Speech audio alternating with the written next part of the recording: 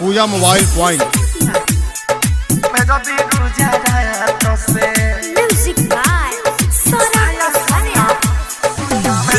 Samastipur road Jandaha बाजार।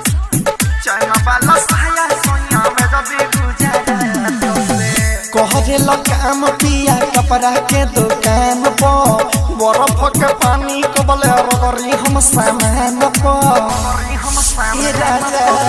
कहरे काम पिया कपड़ा के दुकान पर बर्फ के पानी कबले रगरी हम सामान पर चुअत पसेना बेना हकी कबले हाथ से चुअत पसेना बेना हकी कबले हाथ से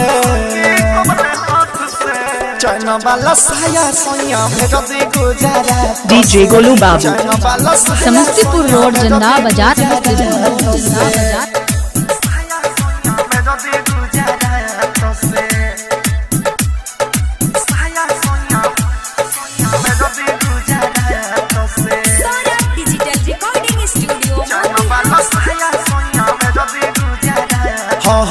होके परेशानी भरी एही से बोली संगही में भेज दी हर बड़ वाला चोली ए राजा सुनो ना होके परेशानी भरी एही से बोली संगही में भेज दी हर बड़ वाला चोली सूती के कपड़ा तू हो चिनी हो धोके हाथ में सूती के कपड़ा तू हो चिनी हो धोके हाथ में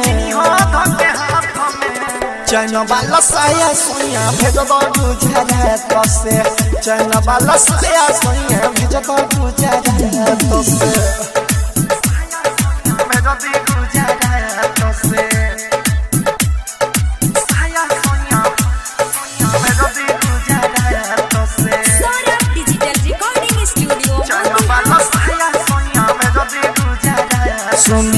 रतन रतने सपिया बुझी परेशानी राइटर संदीप किनी के भेजल बानी। डीजे गोलू बाबू समस्तीपुर रोड जंदाहा बाजार। मिठू किन के भेजल बानी।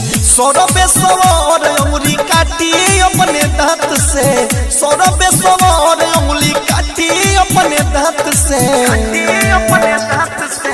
चाइना वाला साया सोया भेज दी गुजरात से चाइना वाला साया सोया भेज दी गुजरात से कहरे काम पिया कपड़ा के दुकान पर बर्फ के पानी कबले रगरी हम सामान पर चुअत पसेना बेना हकी कबले हाथ से चुअत पसेना बेना हकी कबले हाथ से